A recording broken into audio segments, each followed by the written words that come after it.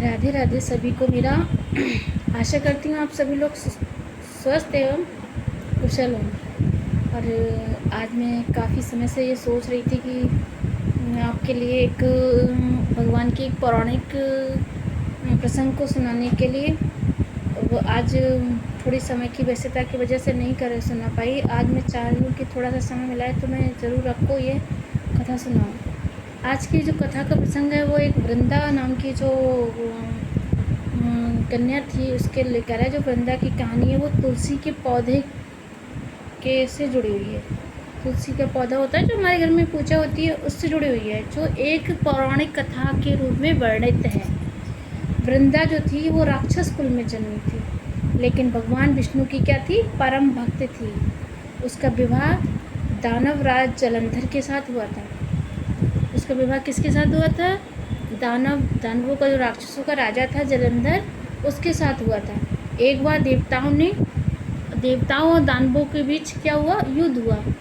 युद्ध में जो था जलंधर की जीत हो रही थी और देवताओं की हार हो रही थी। युद्ध के जाते समय वृंदा ने अपने पति को बोला कि आप युद्ध के लिए जाइए, मैं यहाँ एक अनुष्ठान करूँगी जिसमें आपकी जीत की कामना करूँगी। और वृंदा के सतीत्व के कारण देवता जो थे जलंधर को हरा ही नहीं पा रहे थे।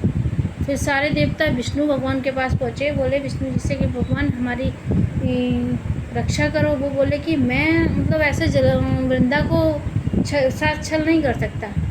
आप तो बोले छल नहीं कर सकते हैं, पर हमारी रक्षा तो आपको अवश्य करनी होगी। फिर वो बोले ठीक है। फिर विष्णु भगवान जो है वृंदा के महल में पहुँचे, प्रवेश किया। प्रवेश करते ही उसे लगा वृंदा को कि मेरे पति आए हुए हैं जलंधर जीतने के बाद। उसने आके तुरंत पैर छुए और उनका आशीर्वाद लिया और उनको गले लगा लिया, जिससे उसका सतीत्व जो है भंग हो गया। जैसे ही वृंदा का सतीत्व भंग हुआ, भंग होते ही जलंधर जो था देवताओं से मारा गया, जिससे उसका सिर काट दिया गया। देवताओं ने सिर काट दिया, जो कटकर सीधे वृंदा के महल में पहुंचा। सर को देखते ही वृंदा समझ गई कि मेरे साथ छल हुआ है। विष्णु भगवान की तरफ देखते ही उसने कहा कि तुम पत्थर के हो जाओ। जैसे वो पत्थर का भगवान को श्राप दिया उसने कि पत्थर के हो जाएं, तुरंत भगवान पत्थर के हो गए।